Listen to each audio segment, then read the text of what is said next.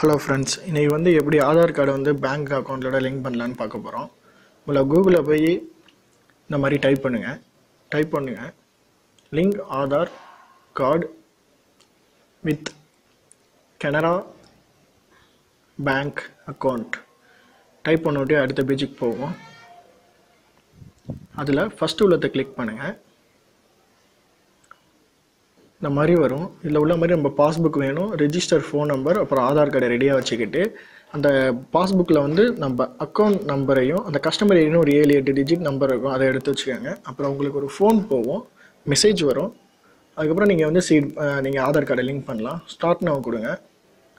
கொடுத்தோட்டி உங்களுடைய account number அதை type பண்ணுங்கள். அதுக்கப்புறம் கஸ்டமர் ஐடி, அப்புறம் வந்து இமேஜ், இதெல்லாம் நீங்கள் கொடுத்ததுக்கப்புறம் ஒரு மெசேஜ் அதுக்கு வந்து இப்போ போகும். இந்த மாதிரி டைப் பண்ணுங்கள்.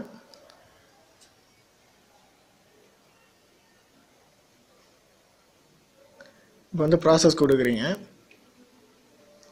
கொடுத்துட்டு நீங்கள் ரெஜிஸ்டர் பண்ணியிருக்கிற ஃபோன் நம்பருக்கு வந்து 6 டிஜிட் நம்பர் போகும். அதை நீங்கள் இப்போ டைப் பண்ணுறீங்க. நம்ம போய் பேங்கில் போய் க்யூவில் இருந்து டோக்கன் எடுக்கிறதுக்கு நம்ம வீட்டில் இருந்தபடியே ஆன்லைனில் வந்து இப்போ ஈஸியாக வந்து நம்ம அக்கௌண்ட்டில் வந்து ஆதார் கார்டை லிங்க் பண்ணுறோம். ப்ராசஸ் கொடுங்க. இப்போ வந்து உங்களோட லிங்க் ஆகிருந்துச்சுன்னா எஸ்ன்னு வரும். இப்போ எந்த பிரச்சனையும் இல்லை. லிங்க் ஆகலாட்டி இங்கே அது வந்து லிங்க்னு இருக்கும், அது மட்டும் நீங்கள் லிங்க் பண்ணிட்டீங்கன்னா ஈஸியாக இருக்கும்.